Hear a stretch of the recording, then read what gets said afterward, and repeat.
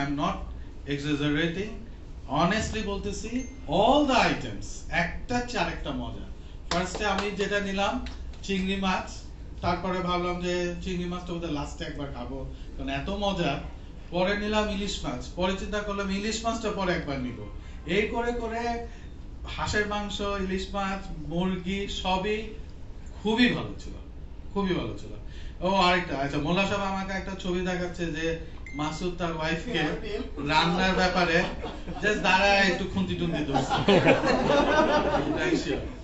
তো যেটা বলছিলাম যে তার নট অনলি মানে এত ভালো হয়েছে রান্না, অন টপ অফ দ্য যে জিনিসটা আই এম ভেরি মাচ অন্তর থেকে আর কি আমি এত বেশি টাচ যে মাসুদের আতিথেয়তাটা, এটা ভেরি ইম্পর্টেন্ট এবং সে প্রত্যেকটা জায়গায় যে প্রত্যেকের সে দেখতেছিল যে কে কি নিচ্ছে কে নিচ্ছে না, দ্যাট ইজ রিয়েলি অ্যাপ্রিশিয়েট করার মতো।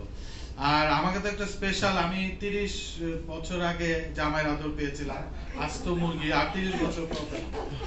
So thank you for that. সত্যি আমি জানতাম যে ওই সময় মুরগির ভিতরে ডিম থাকে, তো সুইটা বারে বারে চাচ্ছিল, আমি দেই নাই, সুইটা ভিতরে আমি একটু চেক করে দেখি, দেখলাম ঠিকই ডিম আছে এবং ডিমটা আমি খেলাম। Thank you. আর স্পেশাল থ্যাঙ্কস টু ভাবি যে উনি এত কষ্ট করে এত মজা রান্না করেছেন, আমাদের সবার তরফ থেকে ওনাকে আপনি ধন্যবাদ জানাবেন। এটাই হচ্ছে কি সবচেয়ে বড় জিনিস। এটা একটা। আর আরেকটা আমি প্রিভিলেজ নিতে চাই to take permission from Masud. Y?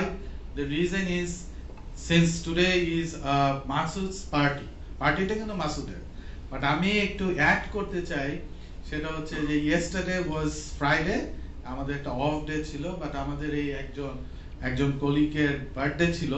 So if Masud allow then we wanted to cut the cake today. Is it okay? So জয়ের বার্থডে ছিল, হ্যাপি বার্থডে টু জয়।